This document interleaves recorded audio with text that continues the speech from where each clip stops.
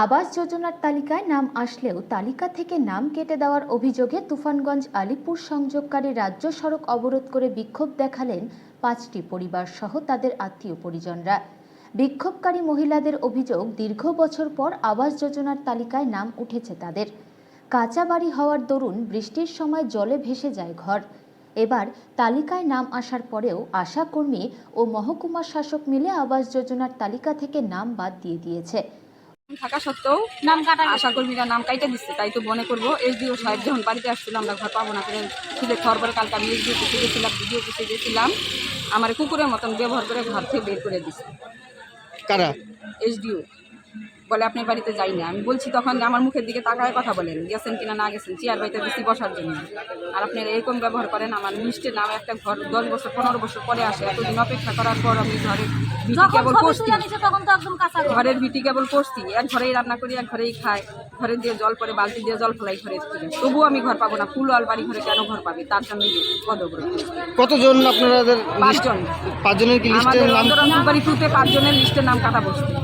তার জন্য পদ অবরোধ করেছিলেন? হ্যাঁ। কতক্ষণ চলে পদ অবরোধ? 8টা থেকে 12টা পর্যন্ত চললো। তারপরে বিডিও আসলো, পুলিশ আসছে। কি বললো তারা? পরে লিখিত চাইলো, ঘর দিবে করে বললো, লিখিত দিয়ে যাইতে হবে যে ঘর দিব, তা না হলে দরকার পড়লে প্রয়োজন বিডিও অফিস ভাঙচুর হবে। কি নাম আপনার? আমার নাম তাপসিনী। জায়গাটার নাম? দত্তপাড়া।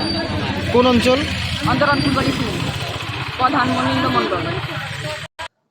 আজকে দত্তপাড়া এলাকায় একটা পথ অবরোধ হয়েছিল এবং অবরোধকারী মূলত 5 জন। তারা অভিযোগ করেছে আমাদের কাছে যে তাদের বাড়ির নাম থেকে তাদের নাম কাটা গিয়েছে, কিন্তু আমাদের এখান থেকে যা আমরা নথিগুলো দেখলাম সেটাতে তাদের প্রত্যেকেরই পাকা বাড়ি রয়েছে এবং সরকারের পরিষ্কার ইনস্ট্রাকশন আছে যে যাদের পাকা বাড়ি থাকবে তারা কখনোই সরকারি ঘর পাবে না। এবং আমরা সেই হিসাবে এই যে নামগুলো যে বাদ হয়েছে সেগুলোকে সুপার চেকিংও করা হয়েছে। একবার বিডিও অফিস থেকে করা হয়েছে, একবার এসডিও অফিস থেকে করা হয়েছে এবং তারা সকলে মিলে এই সিদ্ধান্তে উপনীত হয়েছে যে এরা বাড়ি পাওয়ার যোগ্য নয়, সেই হিসাবেই তাদের নাম কাটা হয়েছে। এবং এর মধ্যে একজনের বাড়িও আছে যাদের আরসি পিলার দিয়ে ঘর তুলছে, তো তার নামও সেই হিসাবে বাদ দেওয়া হয়েছে।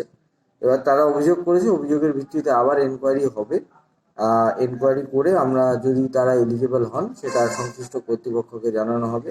তবে আমাদের পরিষ্কারই বক্তব্য, যেটা যাদের পাকা বাড়ি রয়েছে তাদেরকে সরকারি ঘর কোনো মতেই দেওয়া যাবে না।